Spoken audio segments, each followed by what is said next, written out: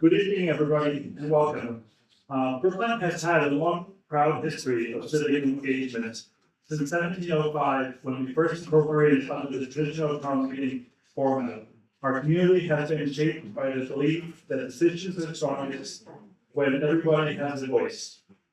In 1915, Brooklyn transitioned to a representative town meeting system, an evolution that preserved our commitment to participatory democracy while adopting the needs of a growing town. This unique form of government continues to encourage broad civic participation, and it remains as one of Brooklyn's defining strengths. The Town Meeting Members Association is always looking for ways to support and inform our members so that they can engage thoughtfully with the warrant articles presented at each session. Just last week, we sponsored a site visit to Park Road to help ensure a deeper understanding of the warrant article 7 that is coming before us next week. Today, we are honored to collaborate with the Brooklyn Neighborhood Alliance in offering a presentation and a discussion of several important warrant articles. We hope that this event strengthens each member's insight, sparks thoughtful dialogue, and prepares us all for a productive and informed town meeting. Thank you for being here, and thank you for your continued dedication to the town. It is my pleasure now to introduce Linda Rosen, co-chair of the Brooklyn Neighborhood Alliance. Good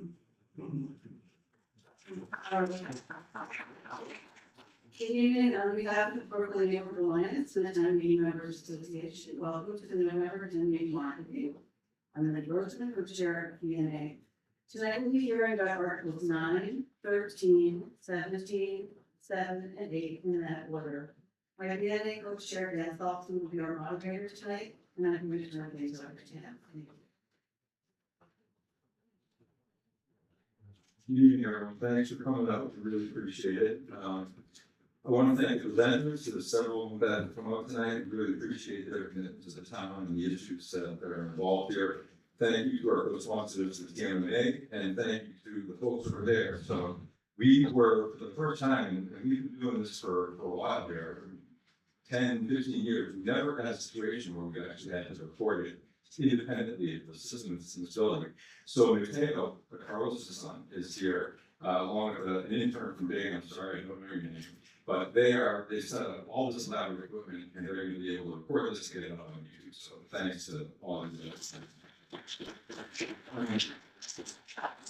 So along with Linda Rosen, I'm Dan Saltzman, and I'm one of the co-chairs of the nonpartisan Brooklyn Neighborhood Alliance.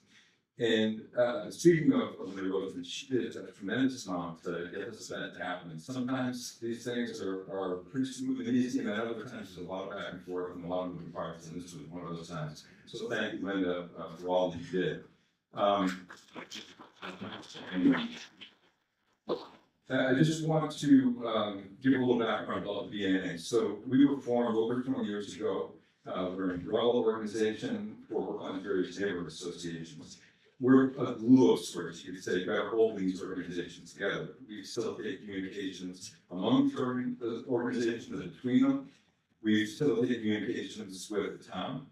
And we hold events like this one. We do candidates nights, we hold special events on different topics of interest to the town.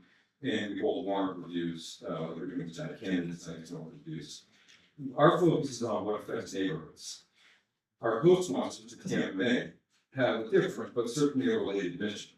The TMMA fosters open, efficient, and effective participatory and democratic governance. They seek to increase the understanding of issues facing Brooklyn, which may come before town meeting.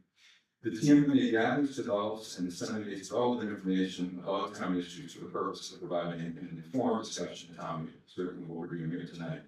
And ultimately, the TMMA is focused on improving the structure and the process of our town meeting.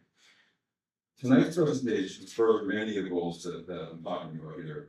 This is all good for the town, it's good for the town meeting, and it's just good for the residents of Brooklyn that we hold these events and that we all learn about this stuff. So we're going to do the details of 5 warrant articles tonight.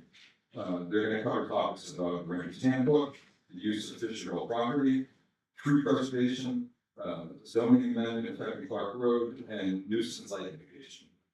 As always, we have an impressive crew of Brookline residents and elected officials that are here tonight that are going to speak to these warrant articles. I repeat this frequently at these events, but we're incredibly lucky to have people this committed, this knowledgeable, this dedicated to come out and do this stuff for our town. They do it year after year, day after day, night after night, and it's a lot of work, and we really sincerely appreciate what they do. It's just completely volunteering the time. So we really wholeheartedly thank them for being here tonight and doing what they do. So we'll go over the format for tonight's presentations. Each presentation will range from 3 to 8 minutes, and the time has been previously agreed by everybody. We will follow each presentation article with up to 3 audience questions, so you can come up to the microphone after the presentation is done. And after all 5 articles have been presented, we'll then open it up to the remainder of the night for as many questions as we can fit in. We encourage the questions. Anything relevant is fantastic. Point questions are fine, but be polite and we'll be all good. And so please I'll emphasize the word polite. So with that said, thank you again for coming, much appreciated, and we'll get started with the presentations. So first up is Article 9, that's the Ranger's Handbook. So that's going to be Alec and Paul. And you guys can get it right up here.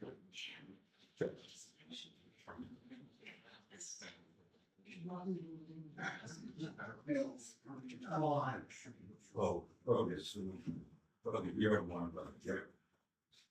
And just so the presenters know what we're doing this today, we got a timekeeper here, Ms. Jones, and she's going to be holding up sign at 1 minute and sign 30 seconds.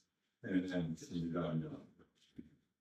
So first up is going to be Alex, and Alex is speaking for the petitioners of Article 9. You're all here for 3 minutes. Thanks so much, Jan, and thank you to Linda, Carlos, the BNA, the TMMA, the whole team for hosting this tonight. It's always a pleasure to meet these kind of events. And I know I found your value, and I'm sure the audience does as well. Good evening, everyone. My name is Alec Levovitz. I'm the town meeting member here in Brookline, representing the Village Corner. I'm also a member of the town's advisory committee, which is the Finance and Budget Committee.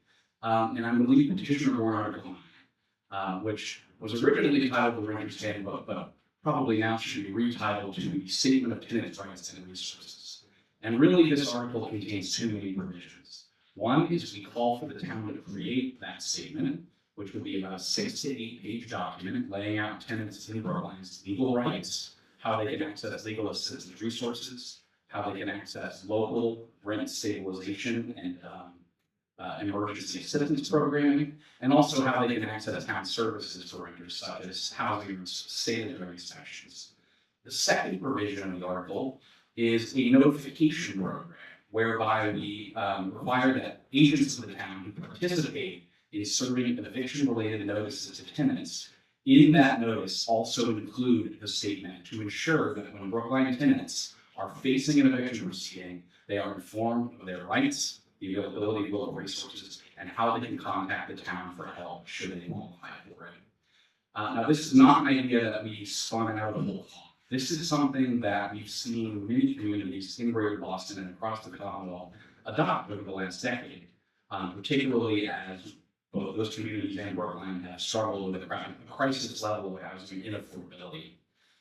We've modeled our article on programs that have been successfully set up in Boston, Cambridge, Somerville, Medford, and beyond. Those programs do slightly deviate in design, and there's a very interesting legal and constitutional reason for that, which is Brookline is a town, these other communities are a city, and there's a different legal process through which town bylaws are approved. Happy to answer more questions on that if folks are interested. But the goal for Warrant Article 9, as it stands right now, is really to make incremental progress towards expanding the ability for tenants to assert their rights, particularly when they're facing an eviction proceeding. The tenant statement will be posted on the town's website, available to all in many languages, translated here for folks in Brookline. It'll also be, as I mentioned, delivered in print during an eviction proceedings beginning. And our hope, and what we've seen in other communities, is this program can really make a difference when the tenants need it most. It arms them with the wherewithal to navigate arcane and complex legal proceedings. It connects them to resources that exist, and we're fortunate they exist in our community, but many people don't know they exist. And what it really does at the end of the day is it's another arrow in our quiver to fight against housing instability and ensure people who live in Brookline and have built a life and a family and a home here aren't displaced by housing affordability. I'll stop there. Thanks so much. Paul? Okay, thank you. Hold on, Alice, thank you. So I'm Paul Warren, and I'm a member of the select board. I actually have prepared remarks because you do not want to wrath of your colleagues when you represent them. So I'm going to make sure that I cover the unanimous opinion of the select board that was voted on a couple of weeks ago.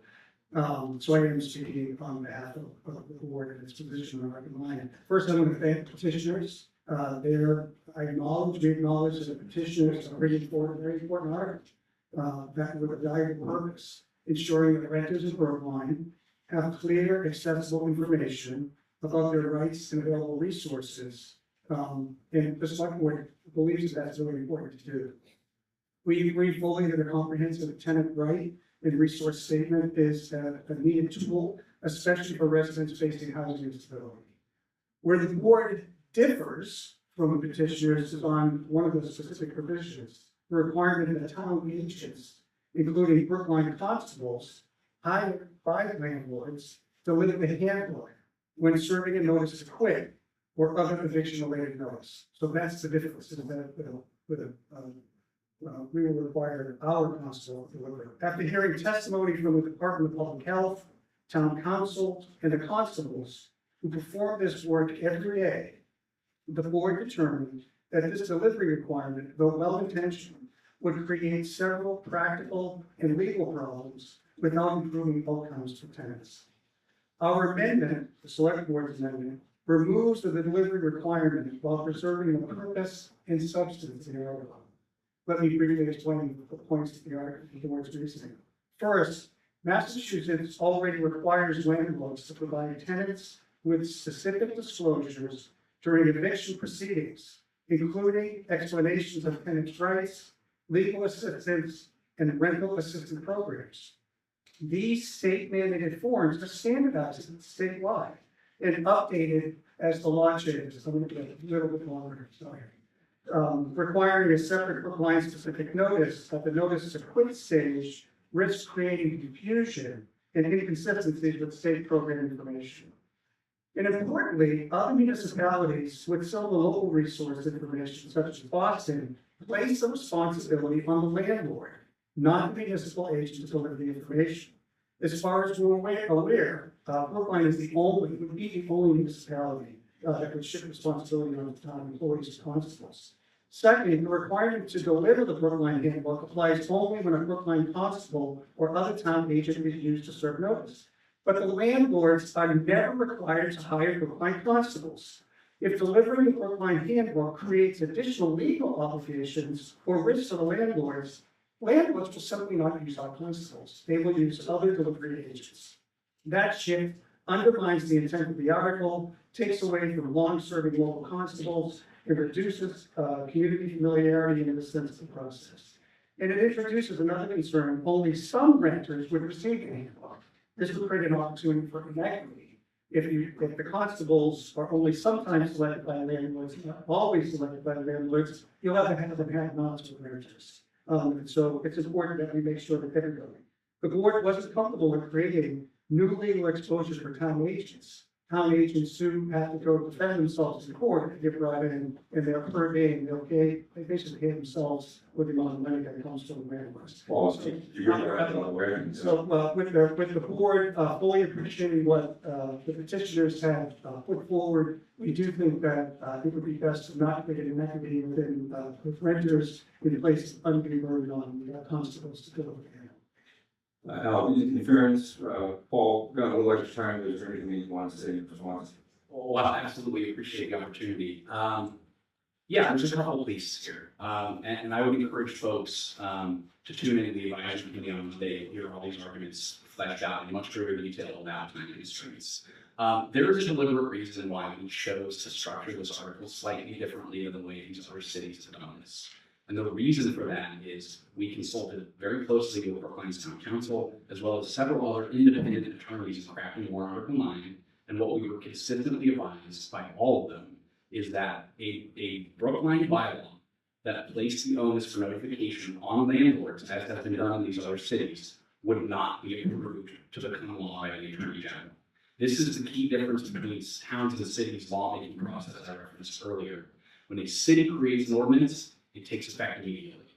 When a town like Brooklyn has to bylaw, it goes to the Attorney General's municipal law review unit and has to be approved and manually reviewed by that unit.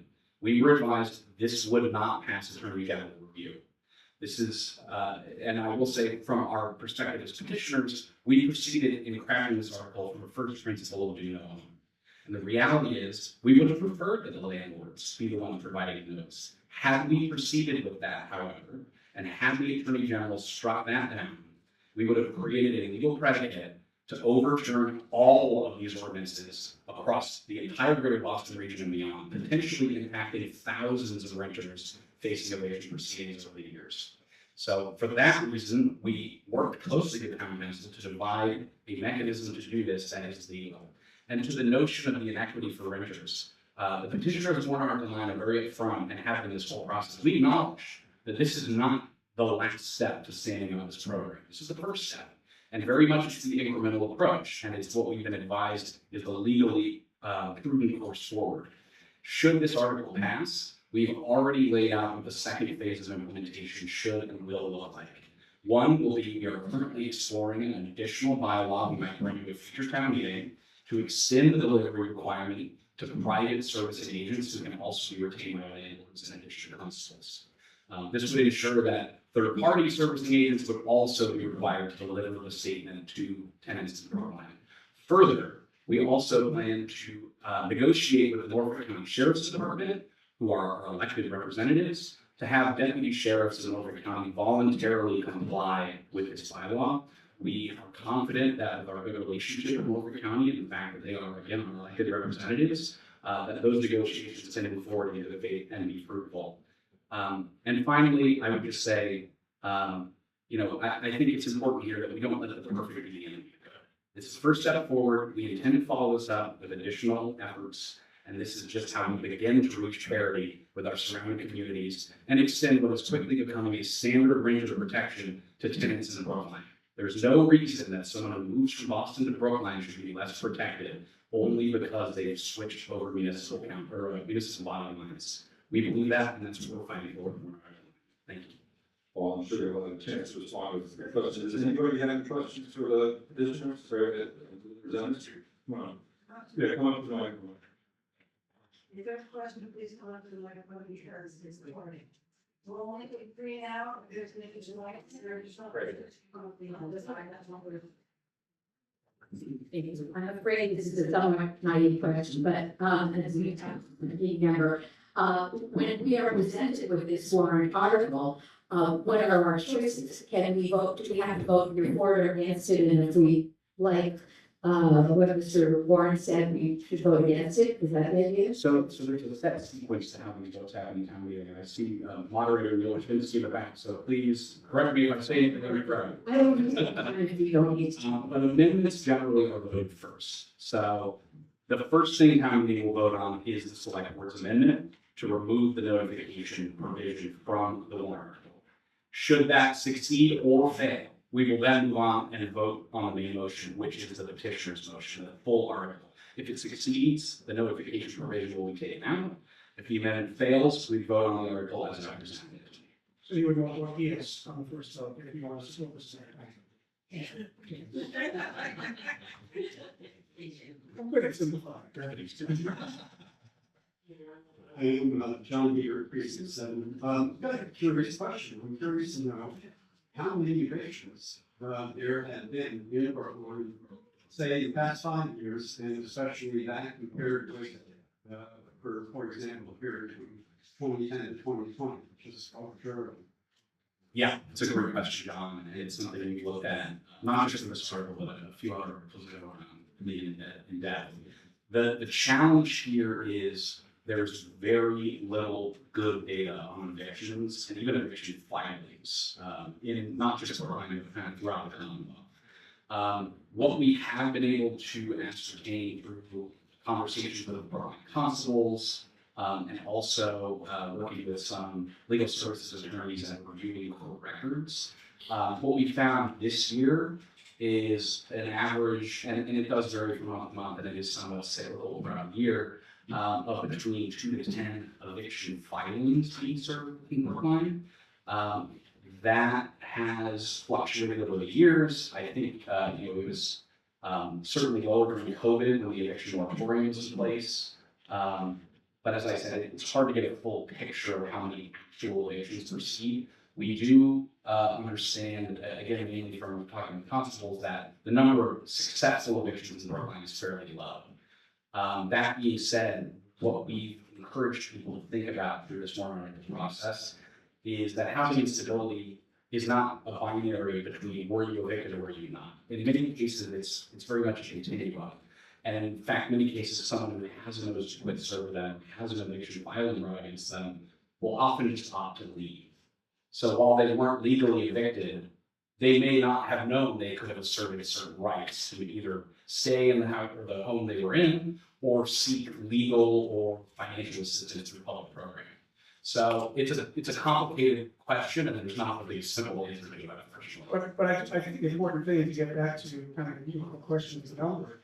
But no matter how large the number is, the state requires that the landlord be responsible for putting together the packet that gets delivered. And if you think about it, the constables, the other agents, the sheriffs, they're just a delivery agent. They're a mail person. And what we're doing is this article shifts it on to the constable. Now, importantly, and I appreciate protecting Boston, someone like Cambridge that may be doing something to get illegal, and we wouldn't want to hire them if they're doing something against the law. Frankly, we shouldn't be taking something on that is not going to be effective to protect Boston, Cambridge, and someone. All of their renter information is put on the landlord. The landlord is responsible for putting it together. And the vast majority of Brookline quit notices are they're not delivered by constables. It can be done by anybody that has to get disqualified.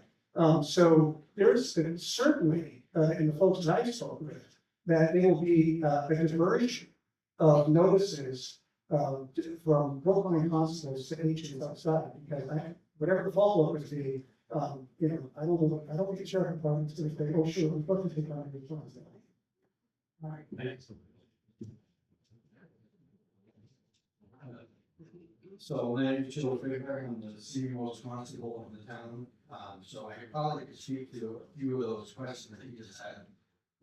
So anecdotally, I've had about 20 executions for possession, right? So that means the court issued, made a ruling that we can take possession of him, right? Of the 20, I've only taken possession of about 12 or 13, right? That's year to date, right? To give you a ballpark. And to give you a further ballpark, it's the volumes and why it's very important that Boston has this in place, as well as Cambridge, some local places like that. If you were going to the Eastern Housing Board website, right, you could look up each municipality, you could see how many court filings there are. The way it works is first you serve a notice to quit, which is what we're talking about. Then from there, it goes on to a summary process. That's what we follow with the court, right? So in terms of volumes, between June and August, in Boston, on average, there were 347 filings with the court, right? In Cambridge, from June to August, on average, there were 43. In Somerville, 31. In Brookline, 6. Right? We're not talking about the same volumes or filings and things like that as these other cities. Right? So we're talking about a completely different situation that Brookline is in compared to these other cities. And it's just, and what we talked about before in terms of who can serve notice to quit, it's very important that you understand anyone over the age of 18 who's a disinterested person can serve notice to quit. Right? And so when you think about who's serving, if it's Brookline constable, right, they'll get this notice if this biological security. But the landlord could easily choose to go with a non-Brookline constable to serve it, and then they won't have to deal with this. they won't be subject to the same rules. And so, yeah, I'll ask the question, I was just trying to get the context so they know what, you know. But with that backdrop, I guess my question is, when you know there are loopholes as is, as your proposal is already stated, right? And you agree with that, you admit that the best way to do it is for the landlord being responsible, but unfortunately we can't do that, right? So if you know there are loopholes, and you have a phase two, where you think that you can make these other process servers, other constables, things like that, responsible for notifying the tenants, why not wait and do it all at once as opposed to, putting an undue burden on Brookline constables, which by most accounts is discriminatory. And so I'd love to hear your feedback on that. Yeah, and thanks so much, A, for your service as a constable, Joe, and for that question. I think there's a couple things to talk about. So one is, to be clear, based on the findings we reviewed, between 40 and 50% of these notices that are served in Brookline are served by constables. So this is not an insignificant number of actual filings that would be covered by this bylaw. And we found something else very interesting when we reviewed filings from earlier this year. What we saw was, as I mentioned, roughly between 40 and 50% were served by Brookline constables.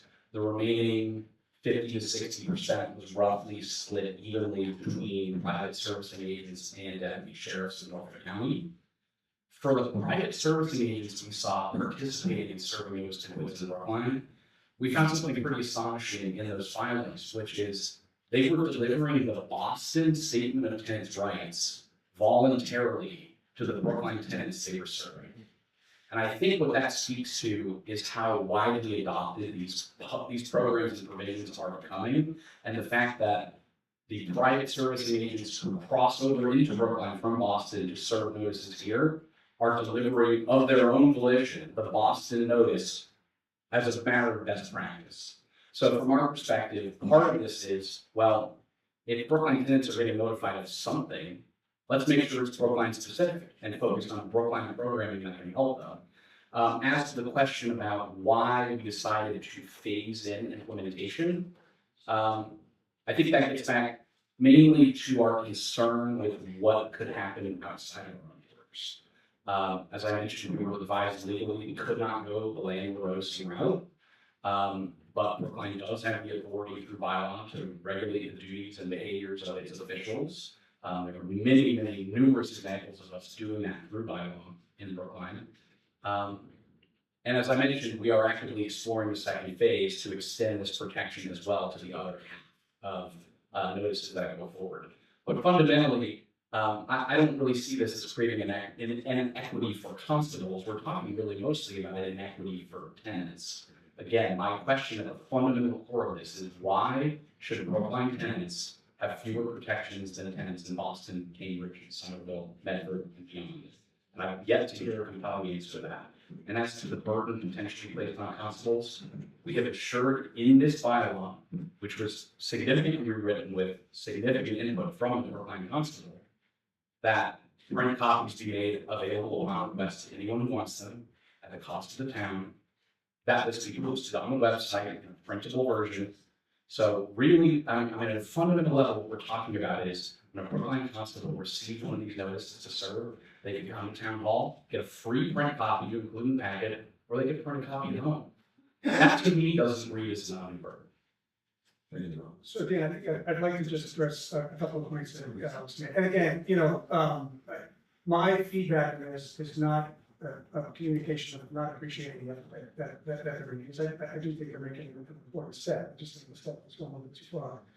The idea that constables in Boston or other delivery agents are a best practice of delivering this material. Let's be really clear. It's the lawyers for the landlords or the landlords themselves that are putting the packet together. It's not the constables, it's not the sheriffs. They are mail people, they're delivery agents. They do not assemble the packet. So the idea that the constables in Boston are somehow saying, well, Brookline people need to have something, I must have given the Boston handbook, that's not what's going on at all. So I think it's really important that we recognize that. But an important point about inequity, there is an inequity that's happening with the records because many of them aren't going to get it now. They just won't get the local resource because a delivery agent from outside of the line will do it. That's going to create inequity. Whether we like it or not, it will be inequity. The other inequity is really based on the constables. The constables are paid for the delivery of the packet. It's per diem, right? They get a fixed amount. If anybody wants to challenge that packet and say it was defective because they printed it at home, they gave you the wrong version, or it was outdated, or I just didn't get it, they can challenge that in court, that eviction, and say the delivery wasn't proper. And the constable will have to go to court on their own dime. They're not going to be reimbursed by the town. The town is not going to just money to pay constables. That's the responsibility for the landlords. The landlord's not going to reimburse the constable for delivering something that's working against them for their eviction. So this really is placing a financial burden onto the constables. And I want to make one more point. And I learned this, my first warrant article had something to do with cannabis. I made a big mistake when I filed that. I didn't stop and go talk to the cannabis operators and really speak with them in depth and understand their perspective. I have a lot of respect for Al. He's done a lot of warrant articles. There was a misstep here. The misstep was not talking to, there's only 5 constables in town. This isn't like a huge, thing you have to proactively speak to. And for whatever reason, they weren't reached out to proactively. Neil Gordon, who is the constable that got involved reactively because he was sitting on the subcommittee of advisory that heard this. And, had extensive conversations. I think he's made it better. But, he won't take a position because he said it's a financial conflict. But I think it's important that there's 2 constables here tonight who are really against this. Just to have concerns about it. Not against the concept. So I think that it's important to listen to those that are going to place the burden on, but also listen to the renters because of the information. I think the happy medium is publish it, keep it updated. The staff, we have resources on the town staff to keep it updated, publish it, promote it, and work towards something possibly in the legislature to allow the local municipalities like Brookline and Boston and Cambridge to require the landlord to also include local information. About 2 quick clarifications. 30 seconds. Okay. So one is on behalf of Neil Gordon, my advisory committee colleague who is here, he does not serve on the Human Services Committee. So just to clarify, he was not there in that capacity. I'm sure you can ask him all about it and he'll tell you all about his experience. I did want to speak very, very briefly to the notion of court appearances. This is something just serious. And when Joe and Regina and the constables brought this to our attention, it's something we looked into at that. And we consulted with a number of legal services practitioners who have practiced in Greater Boston housing courts and district courts for the last 30 years, including the decade period these programs have been in place. And what we were told is that they have never seen, encountered, or heard from a colleague of a single motion offered in court where the failure to deliver a locally prepared and required notice to tenants resulted in a dismissal, resulted in any adverse ruling. And in fact, we were told that in cases where a legal team will choose to challenge a noticing provision, they are essentially almost always challenging the delivery of a state prepared notice. So we are confident, based on our consultation with legal experts in this field, that we will not see an undue court appearance burden, a new one placed on our constables. And if that does materialize, I've committed that we are willing to revisit this because that is not our intention and it's something we want to make sure it doesn't happen. And I just want to close with one other thing. Well, only related to what you just said. That's right. We'll get into that. You got time. I think there's going to be some discussion about this Thanks both. We appreciate it very much. Your time at the end of the night. We only are going to do 3 questions on each article and then more at the end of the time. Did you have? We can spend all that and just go to this. Do you have a quick question? Item number 3. We're third in line. Yeah. That's the only question. So what you have to do is now, sorry. And I think we're gonna say from now on, you have 2 minutes to answer questions. We said a stage. So, up next is Article 13. I'd like to thank the pledge for our time.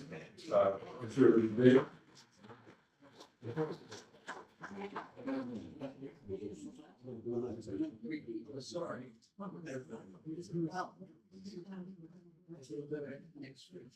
I'm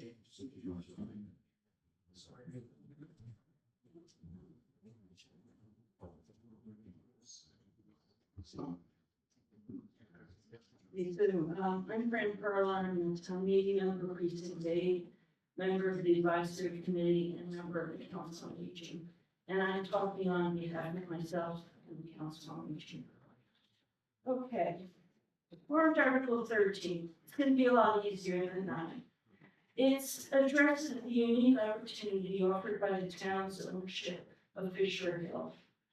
Our resolution respectfully asks town meeting to affirm that its decisions are made regarding Fisher Hill, the needs of the council on aging, the senior center, and Brookline's older population be carefully considered in the town's plan.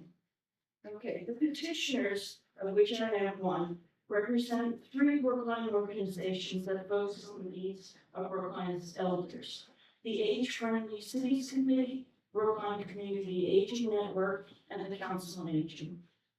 The Senior Center provides an ever-increasing array of services and opportunities for connection, combating social isolation, education, combating food insecurity, and geriatric social worker support for the increasing number of people between 60 and 100 plus. And yes, we had 103-year-olds at the senior center. More than 13,000 residents 60 years and older represent over 20% of Brookline's population, and this percentage is predicted to increase significantly over the next decade. The senior center on Winchester Street has not expanded since its inception 25 years ago. Moreover, the lack of parking prohibits many seniors from benefiting from programming, especially those living in South Brookline and those unable to walk or take public transit to the senior center. Currently, the staff has to juggle which program will be provided due to a lack of space. And I've had trouble organizing sessions, so I know this is true. The property on Fisher Hill has the potential to provide necessary supplemental space for senior programming, along with serving the needs of other sectors of the community. It is centrally located in Middle Brookline and has parking, making it an ideal satellite for the senior center. The 13,000 Brookline seniors merely want their needs considered. Currently, the town directs less than 1/3 of 1% of revenues to pay for senior center staff, utilities, and supplies, but not programming. The senior center raises money for programming through grants and fundraising, often $1 at a time. Last paragraph. Our resolution respectfully asks town meeting to request that the select board, the planning department, Fisher Hill West Committee, and all other relevant committees and departments explicitly include the needs of Brookline's older adults in their deliberations. Thank you very much. Does anybody have any questions?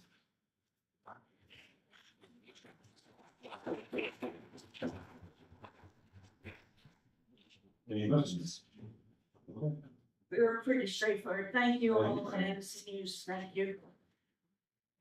Okay, next up, we have Article 17, that's Karen.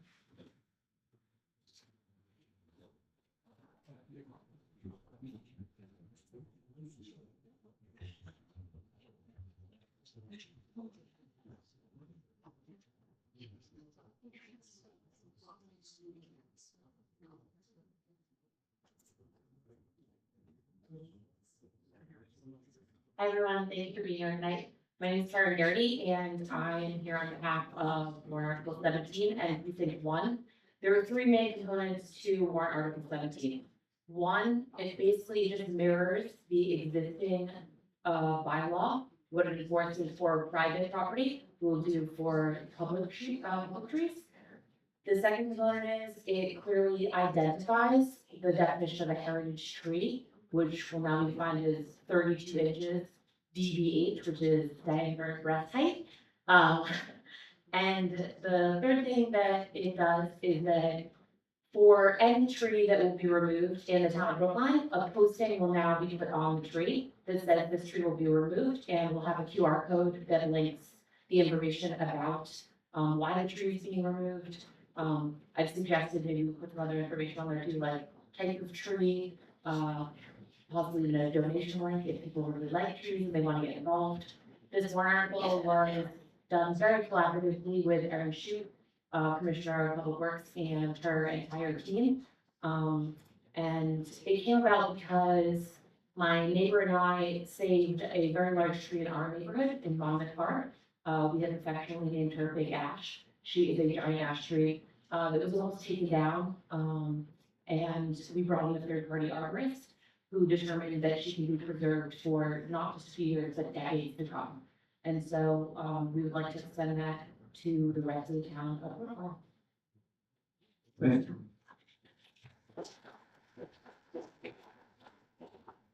Are there any questions about this? Please come on up.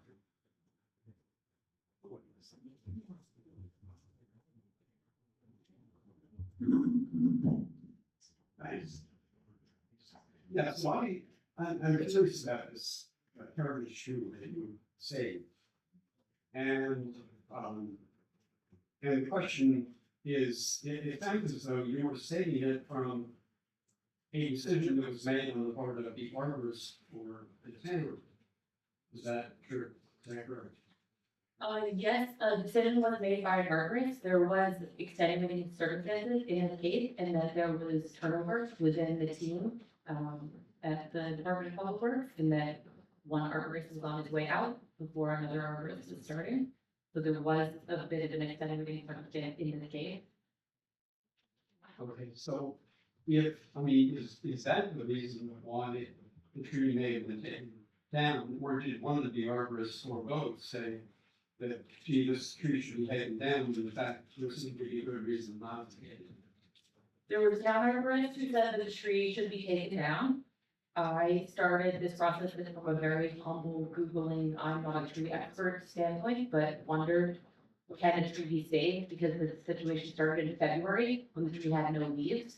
And according to Google, if a tree has more than 50% of its canopy and is of a certain diameter, it's in the best interest of people who care about the tree to attempt to save the tree. So my neighbor and I started asking questions, and then we ended up bringing a third-party arborist into the situation. He's the lead arborist at Arnold Arboretum, and the town actually brought in their own third-party arborist as well. And both third-party arborists determined that the tree should stand. If there are no other questions, can I ask a couple more? I think we're good. We're okay at the end, then I can hear from it. Okay, I think that's it. Thanks very much. Thank you all so much.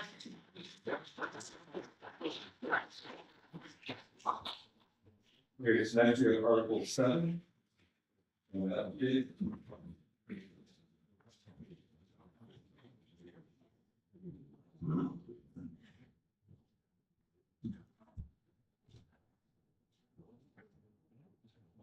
Good evening, everyone. My name is David Pollock. I'm a town meeting member from Precinct 11, and I also chair the Brookline Advisory Committee's Land Use, Zoning, and Sustainability Subcommittee. Warrant Article 7 proposes amending the zoning bylaw to create the Clark Road Multifamily Overlay District. Clark Road Multifamily, that's initial CRM. So you hear me and others talk about CRM a lot, and that's Clark Road Multifamily. Just so everybody knows where this overlay district is, there's a couple of Google Earth images. This is a larger image. You see Boylston Street, Route 9, slicing through the middle of the image. On the far right is Brookline High School. Lower right is the new 22 Tappan building, Unified Arts Building, and the gym. On the far middle left is the New Lincoln School, or the Lincoln School on the south side of Route 9.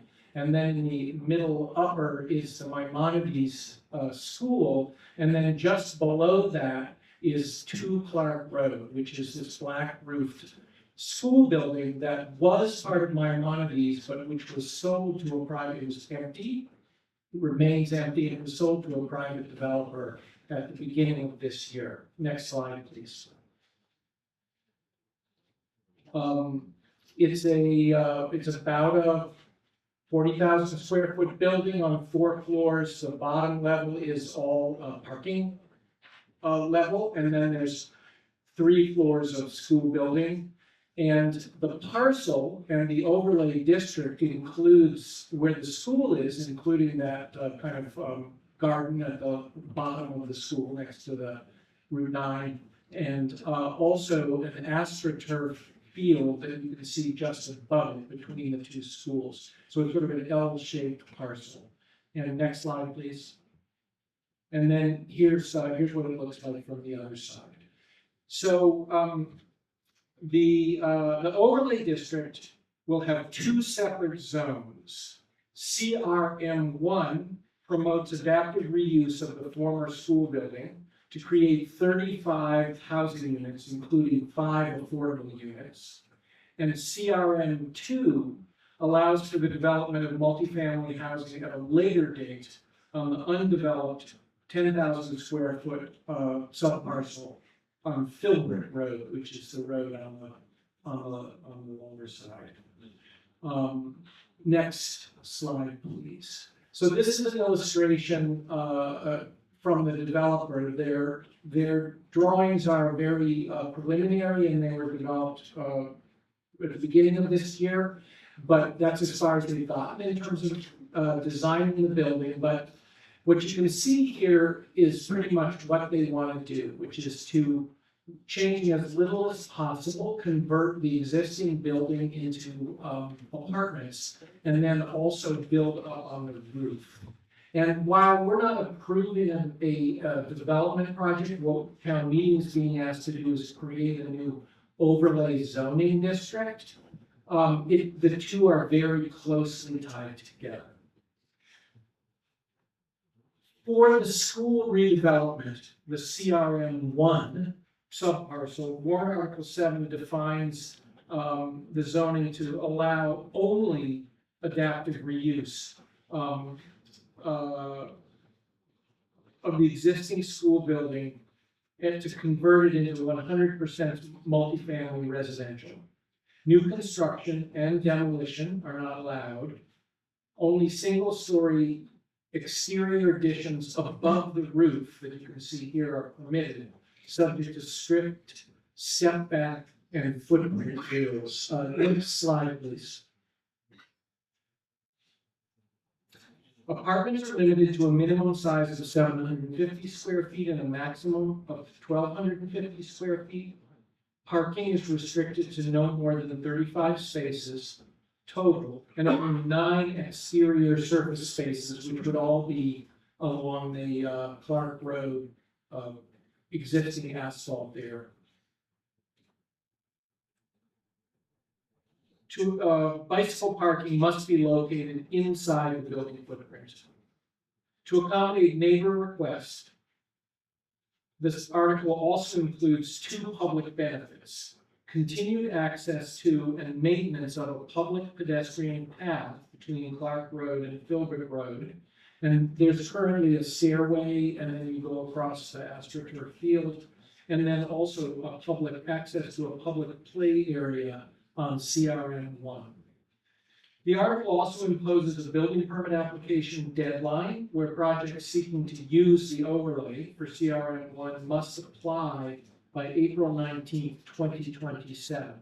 So that something happens with this building soon. Additional requirements include rooftop mechanical equipment will be concealed from view, and the air source heat pumps will be in that little alley between the units. Existing on-site trees will be preserved and protected during construction. Minimum requirements for landscaped and usable open space have been added that are similar to those for other Brookline multifamily districts. And the 2 notable public benefits that were requested by the neighbors have been readily agreed to by the developer. the preservation of the walkway, is part of the zoning, but it may be relocated and reconstructed. And similarly, there's a climbing structure at the end of the school there on the far right, and that may not be in exactly the same place, and it might be some new structure. But the agreement is to provide that, and then the town, I think, will maintain it. A lot of changes have been made over the past weeks, refining the details of the CRM and requirements, but most of that has been to tighten the zoning so that it only allows the specific project that the developer envisions and has described. Only one small change has been made for the rooftop additions, which is to require 4-foot setbacks at the north and south ends of the building. So they'll be slightly shorter at the two ends to continue the perimeter cornice of the building.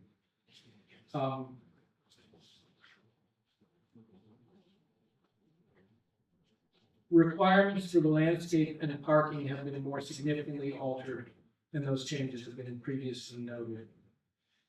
The CRM1 project requires site plan review by the planning board. For CRM2, it's the 10,000 square feet of land there on the far left. That sits within an S10 zoning district, a single-family district in Brookline.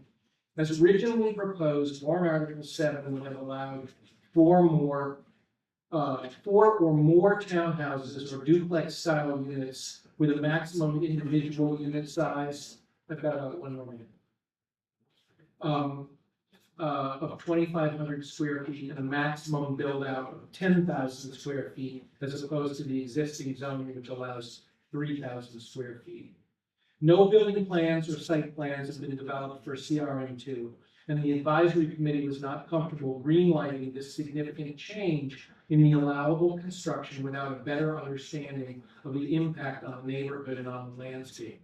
Additionally, the developer made clear their intention to utilize the CRM2 portion of the property as a construction yard for the school reuse project. And so finalizing the CRM2 zoning is not urgently needed right now. For this reason, Warrant Article 7 includes CRM2 in the district, overlay district, to allow the zoning details to be defined at a later date.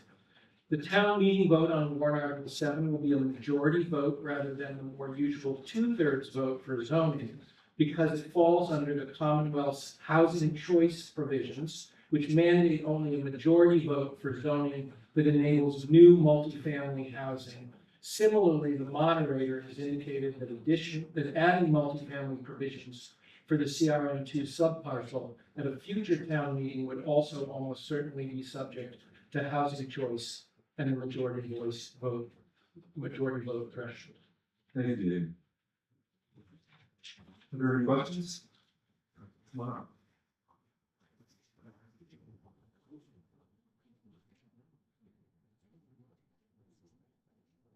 Thank you for the work that you've done on this, since I know it was so long. How has the town had any thoughts about converting that S10 lot into open space? Is there any thinking on that? Is that really part of the discussion? I mean, the neighborhood was fine with having it be the zoning as it was originally proposed. So do you know anything about that? Yes, the planning board and the land use subcommittee that I chair received a letter maybe 4 or 5 weeks ago from Sean Lynn Jones, signed from the Green Space Alliance, signed by Sean Lynn Jones, really encouraging exploration of preserving that as open space, and they proposed a list of 4 different ways the town could acquire it and make it a park. The developer could retain his open space, or it could be only partially developed and a significant part of it could be kept as open space. But they essentially encouraged that investigation. It's no secret that the select board has had a series of executive sessions to discuss this matter, but they have not made any public, any information available to the public. So we really don't know where that stands.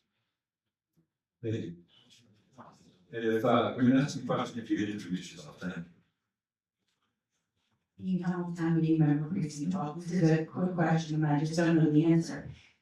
I'm assuming that you have some confidence or some level of confidence that first, or that only story can be added to the roof, that structurally the building there can support that. In other words, I'm just wondering what happens if there aren't those assurances, if that can't be built because the building isn't sufficient structural. And then we've taken down other buildings to build up because the existing building in town, because the existing building could support additional structure. I'm assuming that the developer has done that research and advisory that we know that can happen. Well, so we don't know that can happen because the redevelopment is completely on the developer. What we do know is that the only entitlement that the developer has for this parcel is the underlying T6 zoning, which is 2-family, 6,000 square foot minimum lot. And that piece of the land is about 39,000 square feet. So without using the overlay, the developer could conceivably tear the building down and subdivide it, go through a subdivision into 6,000 square foot lots, and then build 6 2-families. That they have the right to do under zoning. And what the overlay says is that they can redevelop this building without expanding it horizontally or changing it significantly, with the single exception of building up as shown here. And I don't think there's as an architect, I can say, it's not that the building couldn't support those additions. The question is how economical would it be, but that's not our. I just wonder what the conversation was around it and what, and I was curious. It's not a, I was just curious for the answer, because if it doesn't work, I wonder what it'll do. Well,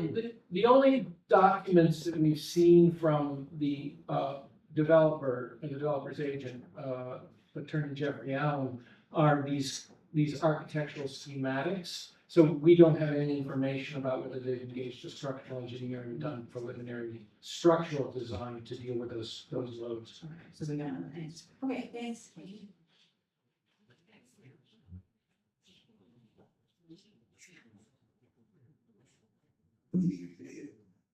She's on the campus. I live right around the corner from that site. When I went to your last session that you had. I think that the town or the advisory committee or someone needs to give a clearer explanation of what you guys are gonna do there or what's gonna happen. I went maybe 2 weeks ago, 10 days ago, and I find out that half of the roof is not being sold to the town as part of the parcel. Remember that? We walked upstairs to the top floor, and walked out onto the back yard there, and we find out that that basketball court or whatever it is will not be part of the site. The parcel is L-shaped, and the CRM2 10,000 square foot subparcel, which is currently has artificial turf on it, is owned. It's a single lot that's owned by a single owner, but the new zoning deals with each of the 2 parts of the land separately.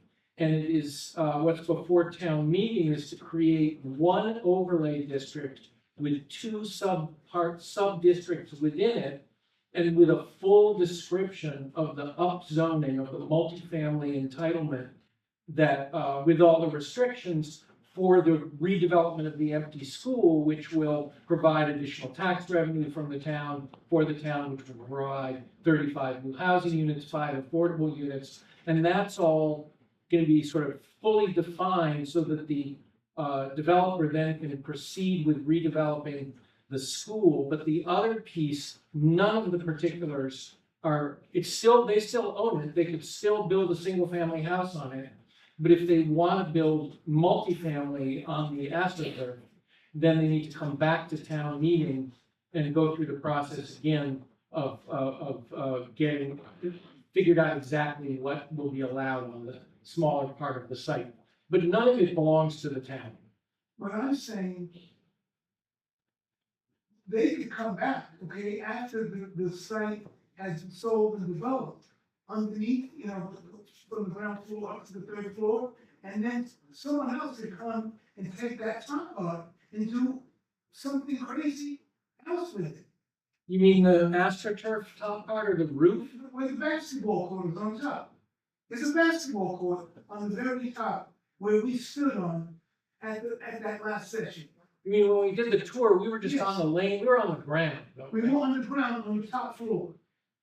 On Philbrick Road level. Yes.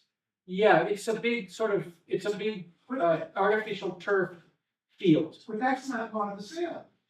Well, there's no sale. The sale is But about that's the development. the zoning. Yeah. The zoning is including that piece, but it isn't changing what can be built on it.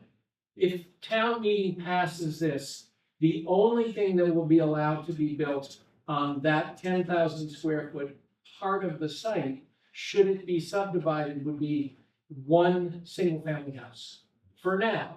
But the developer can come back and ask for the right to change the zoning to create multifamily on that, and then town meeting will decide if that's allowed or not. All right, that's number one. Number two, just, number two, number two, I wasn't clear that there was going to be, multi-development, in other words, low-income families or preferred income families were gonna be eligible for certain units in that building.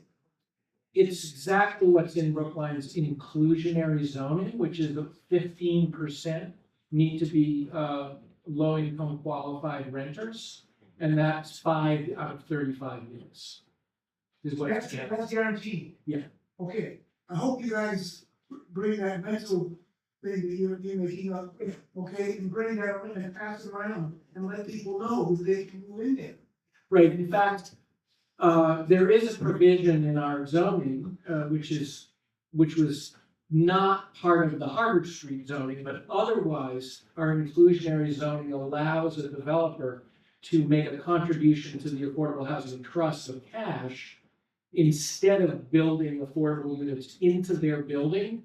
We said that's not allowed on Harvard Street when we passed the Harvard Street zoning. It's also not allowed in the reuse of this school. So in the adaptive reuse of this school, the 5 units have to be in the building. That's not, buyout isn't an option. I'm gonna ask you to put together a special committee to take care of just that. We have one that's called the HAB.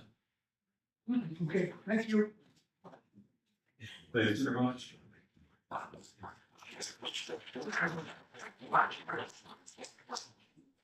Okay, next we have Article 8, and while we're getting that set up, we've got several people that are going to be speaking. We have a petitioner, we have somebody who's filed a substitute motion. We have, Kinsey, who's going to speak to voting protocol in this article, including the possibility of referral. And I also wanted to just point out, so there's several wrinkles in this article that have to be considered by town meeting, and a legal issue has come up where essentially the town council has said that this is already regulated in our zoning, and when something is regulated in zoning, it then cannot be regulated in the general bylaws.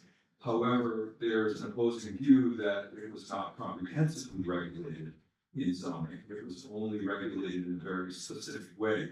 And so that argument that town council has made might not be valid, is what their common argument is. So in addition to the substance and relatively complicated procedural voting on this, there's also going to have to be consideration of this legal issue.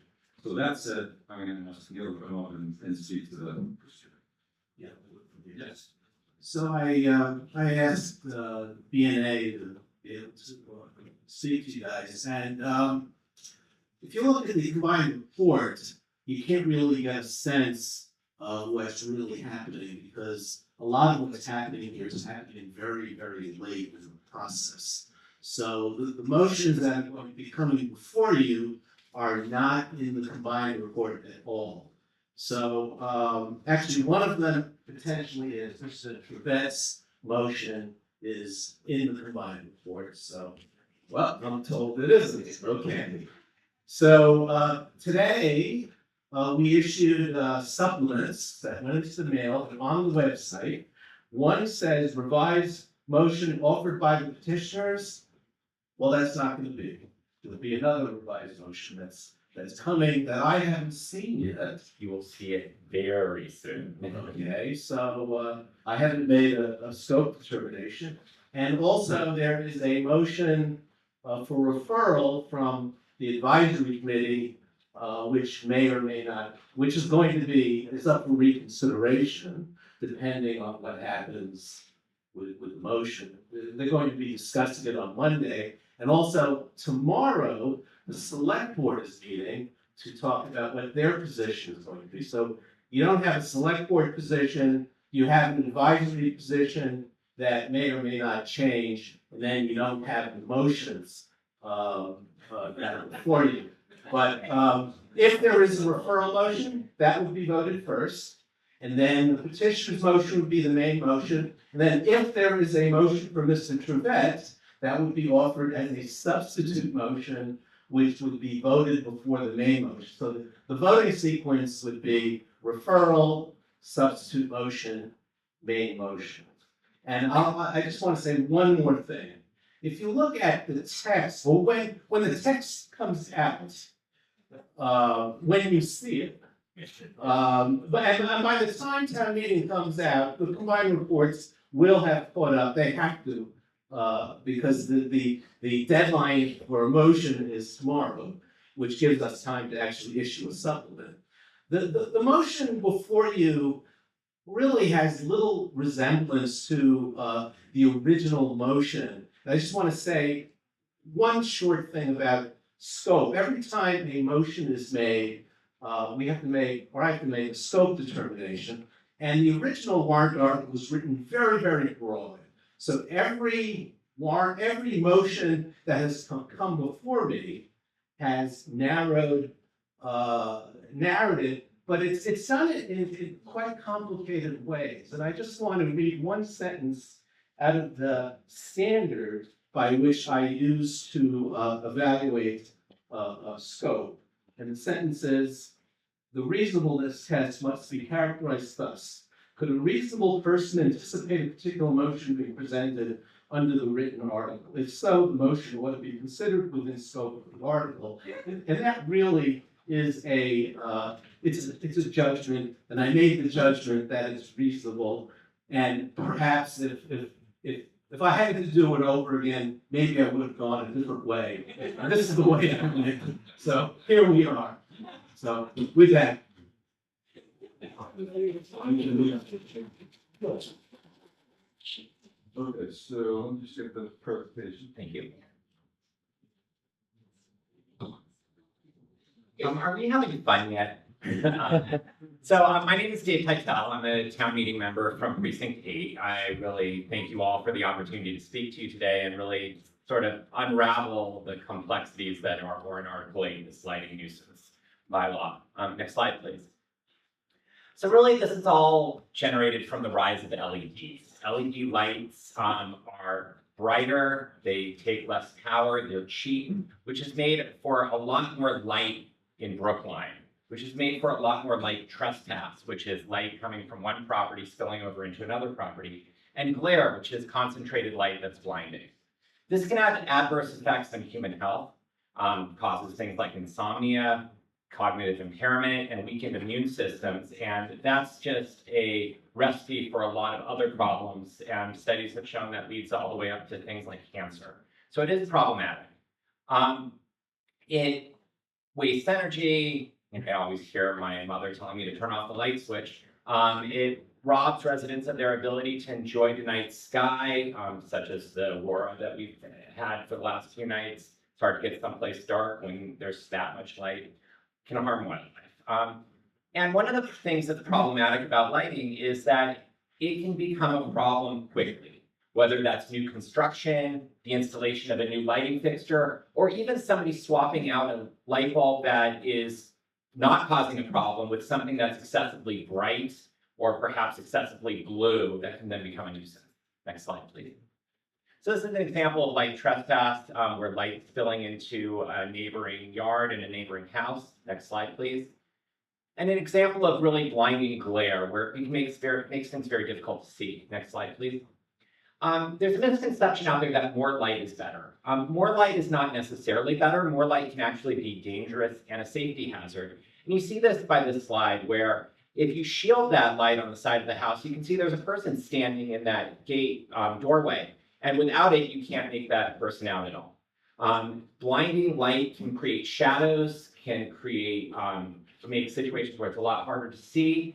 It can just basically be dangerous. So having good lighting is really critical for safety. Next slide, please.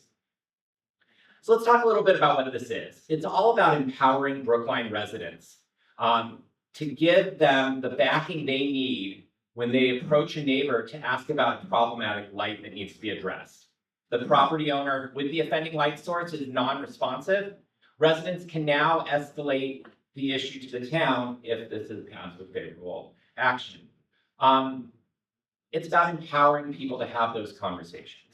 It's a nuisance bylaw, so by definition, it's complaint driven. And the reason we've gone with a general bylaw here is because we think it's essential that we have something that looks forward and backward, unlike a zoning bylaw that would only look forward. Again, lighting can change quickly. All it takes to turn an existing lighting fixture from totally fine to completely problematic is a bad lighting. And one of the things that's really been important throughout this entire process, and has been kind of a third rail for us, is anytime we've heard a suggestion that made it non-enforceable. This needed to have the full backing of planning and building. And we have worked closely with the planning and building departments to make sure they can effectively enforce this bylaw. And they feel they can. So all the changes we've had, all the various iterations we've had, is trying to figure out, making sure it's something they can enforce. Next slide, please.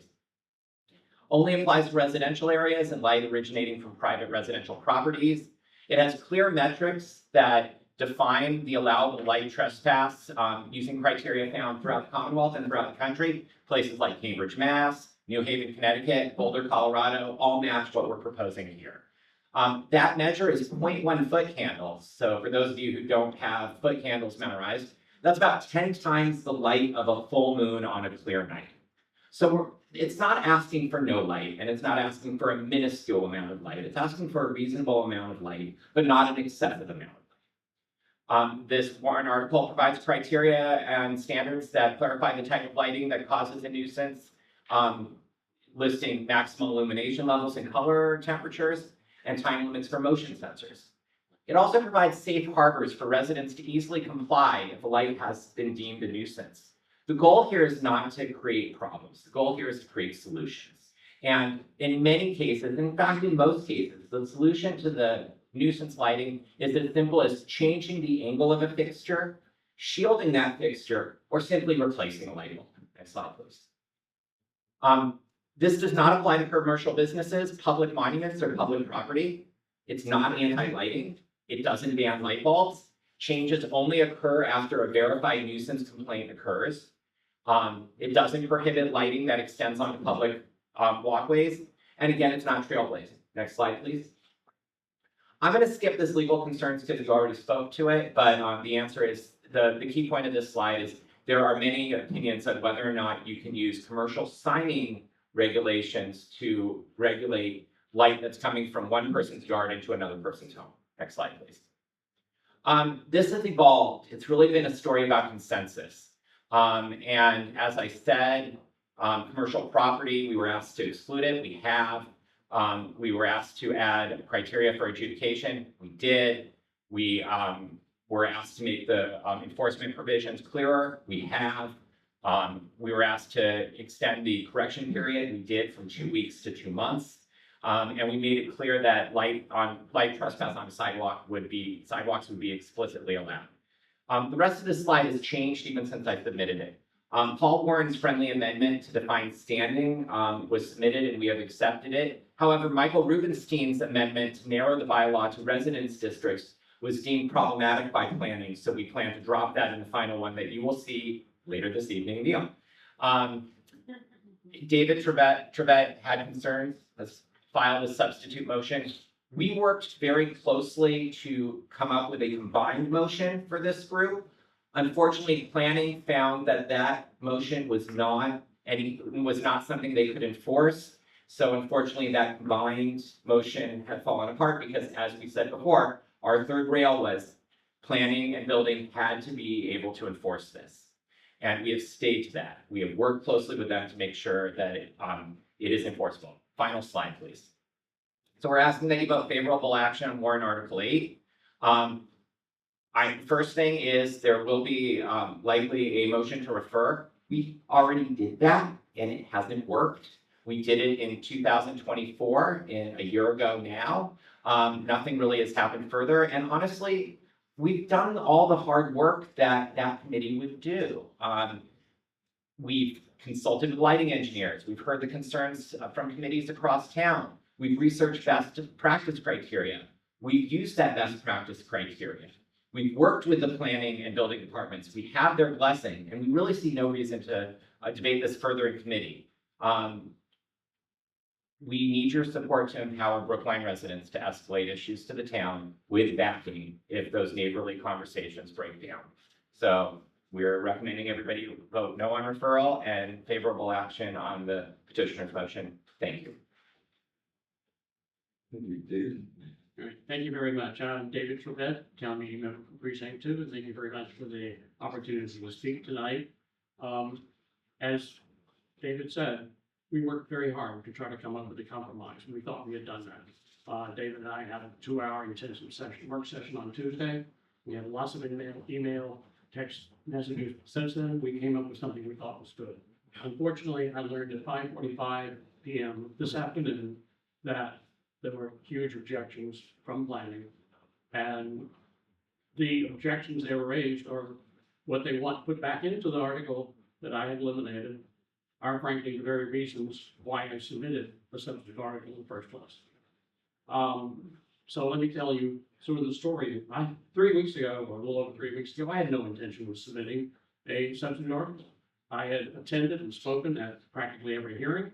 I worked with it. I submitted questions and concerns to the petitioners, and there was very collaborative back and forth. And I was very happy. I was ready to change from opposing the original warrant Article 8 to supporting it. And then things changed. Basically, a lot of language got added in that, from my perspective, had nothing to do with addressing lighting nuisance. And moreover, was labeled standards and had shall and shall not language, which I thought was inappropriate for this particular article.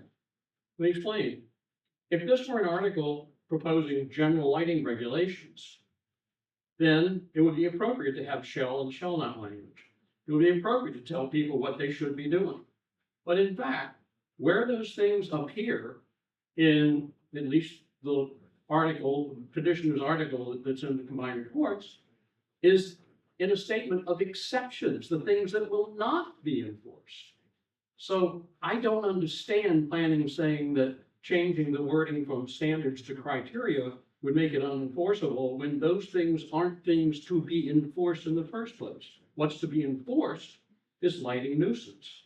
And we've come to agreement on how to measure and what counts and the processes. It's a 2-step process. First, someone has to say that they're being disruptive, or, that they're being disrupted, or there's a disturbance caused by excessive light that they get from a neighbor's yard. A complaint has to be filed, and then the commissioner goes out and does a measurement.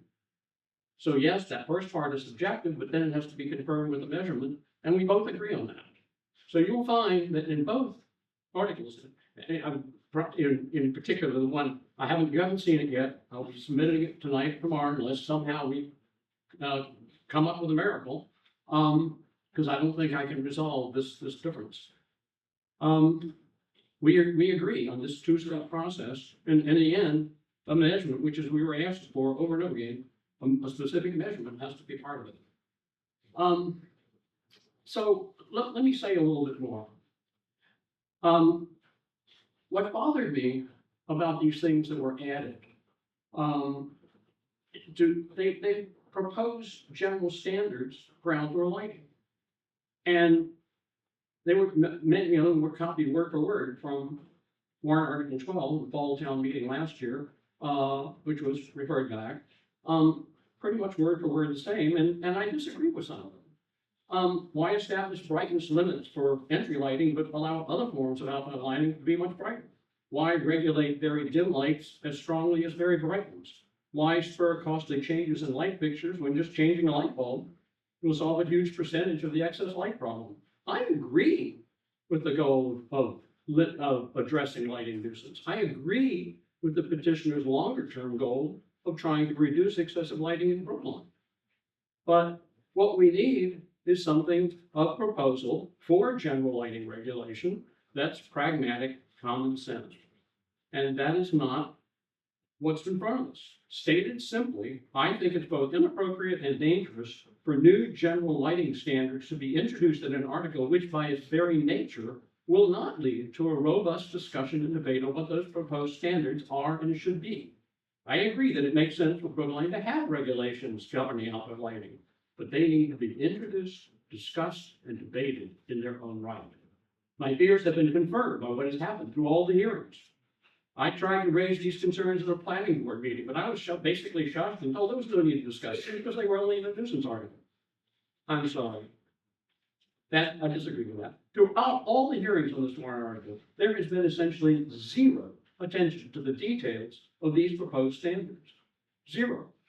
That's not the way to enshrine new standards into the bylaws of this town, the rules that govern our town. I therefore proposed a few straightforward fixes, at least what I thought were. Change the word standards to criteria, because remember, we're only defining exceptions, what's not going to be enforced, not what shall be enforced. Remove all the shall and shall not language for the same reason. And eliminate many other of the added conditions that were not important for either addressing lighting nuisance or for making the proposed bylaw easier to understand. Warrant Article 8 petitioners were willing to make these changes. And frankly, what I will submit this evening or tomorrow will incorporate all the changes that I agreed to make in my substitute article in order to achieve agreement with the original petitioners. Throughout the hearing on this article, there have been strong requests to replace subjective judgments with measurable limits, and both of us have done it. Remember, as I said, it takes two conditions. Somebody has to say, this is causing me a problem, discomfort or disruption. And then there has to be a measurement by the Village Commission. My substitute article makes this very explicit. In my version, the measurable standard is stated within the definition of lighting nuisance, which covers both glare and light trespass. Once again, I really enjoyed working with the petitioners these past few days. And frankly, I was really hopeful that we had something that would fly, and I'm sorry, I could spend more time talking about the specific objections that planning has raised for their compromise, but there wasn't enough time to do that. So I'm sorry I can't go into it. But frankly, the good, great conversation, working sessions I had with petitioners, that's the way things should work and sometimes come. So at least even in the face of something being blown up, I celebrate this working together with something that helps illustrate that this is what democracy really does look like. Thank you very much. If anybody has questions, come on up. Harry Friedman, Precinct 12, member of the advisory committee. Maybe I'm missing something, and maybe it's because apparently nobody has actually seen what petitioners are going to be going for, or what Mr. Savett is going to be going for, and apparently the planning department's not submitting anything, but I frankly don't understand what the difference is between the two. So it's a fair point because we are close. We are very close. Really, at this point, the issue is, and David, please correct me if I'm wrong, because I don't want to put words in your mouth at all. It's really in the nuances of the language. And what we heard again at 5:30 today. I saw it at 5:30, David saw it at 5:45, so that's just when we opened our email. Yeah. The issue is that the letter from the town clearly stated that they needed the word standards, not criteria, to be able to enforce things. They needed the shall and shall not language. That was a requirement. They could not enforce without it. As I've said a few times, that has always been a deal breaker for us. If they say they need it, we don't want to submit something or try to get something passed that can't be enforced. David feels strongly that it's not appropriate to have these things listed without a full conversation.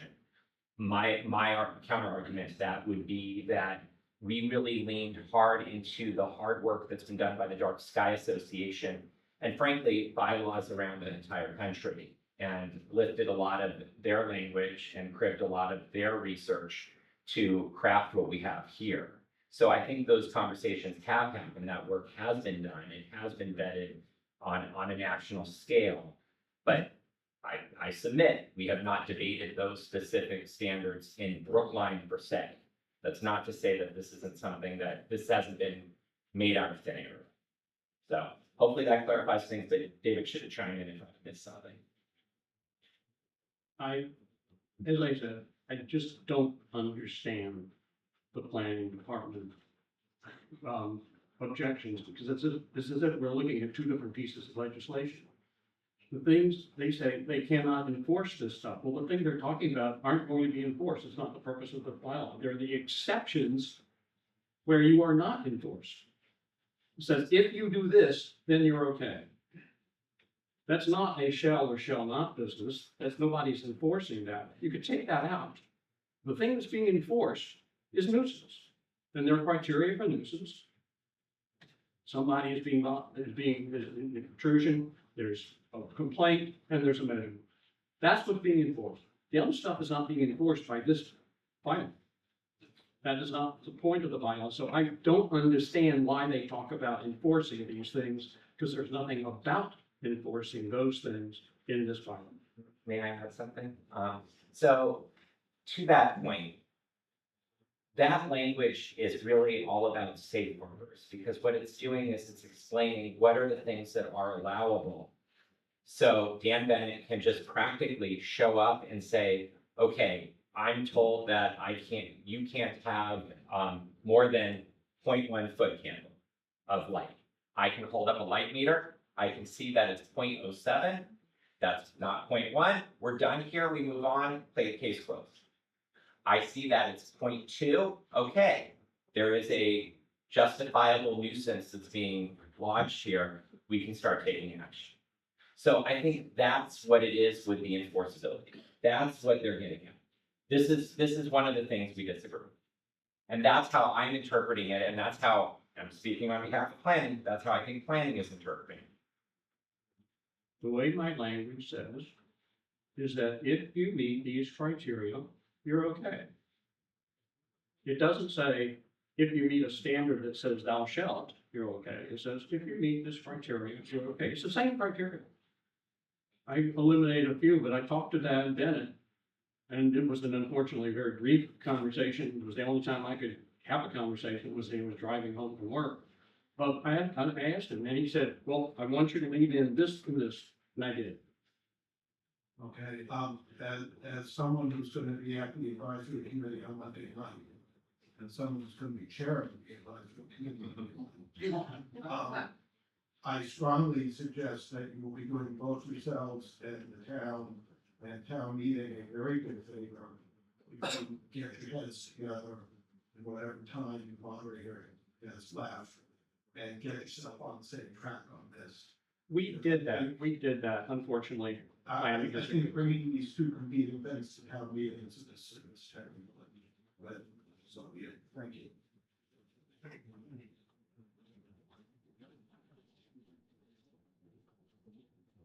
I'm Sean Lynn Jones, president of the Brookline Green Space Alliance and also a town meeting member from Precinct 1. And I first want to say, just in terms of full disclosure, the Brookline Green Space Alliance has voted to recommend favorable action on the petitioner's motion. But I'm speaking for myself and asking some questions and making some comments about Article 8. I have some questions very similar to the ones that Harry just posed, trying to clarify exactly what the differences are. And I think the answers to those questions were very, very helpful. I have one comment I'd like to make first, since there's been a discussion of the role of the planning staff. It's a general comment because it applies to multiple articles we talked about this evening, 17, 7, and 8. I've seen, and I've watched the advisory committee, subcommittee meetings, the planning board meetings. I've seen our town staff get deeply involved in at least 3 articles that have been on the agenda for this meeting. And I love to say they've done a tremendous amount of work. And whether you agree with everything they've done or not, I think we're very fortunate to have this level of engagement and having a town staff that will work with petitioners 17, 7, and 8 to get those articles in much better shape. But that's sort of an unwarranted comment, but I think an important one that's a thread that we've seen all through this meeting. I have a very specific question though, and it's for David. David Turner. Like Harry, would love to see simplicity instead of complexity. But I'm not sure whether you're likely to support referral and why you're not supporting referral. And you're offering a substitute motion, which has been evolving and will be offered fairly late in the process. So could you clarify why you're not recommending referral, or will you be voting for referral at town meeting? And explain exactly where your substitute motion is coming from at this point. So first of all, I submitted my substitute before there was a motion to refer. That was Neil Norton's motion at AC. So, there was, I'm well aware of that. The recent iteration that has yet to get combined report substitute. So at this point, why, I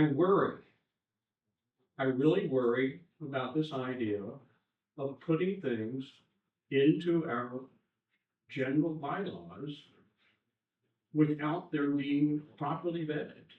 And I really feel strongly about that. That was the thing that triggered me putting in a substitute motion. And I don't see that referral changes that. What we have has been placed in this article is the same thing that planning brought forth a year ago.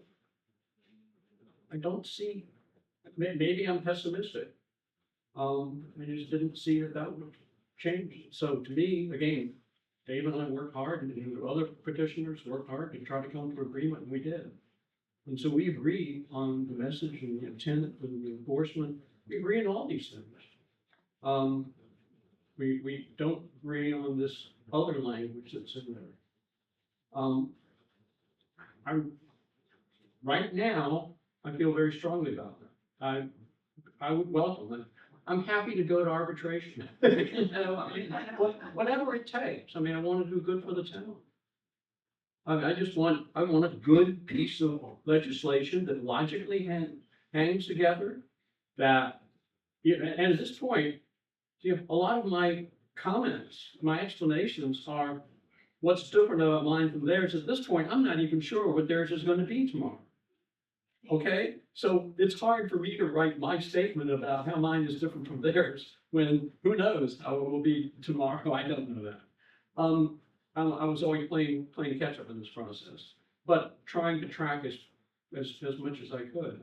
I don't know if I've really answered your question. Right now, I'm not wild about the idea of referral, but if that's what town meeting votes on, that's what town meeting votes on. David, do you have any comments on what David just said? No, it's getting late, and I think you summed it up. No, I'm good. Thank you. Yeah, thank you very much.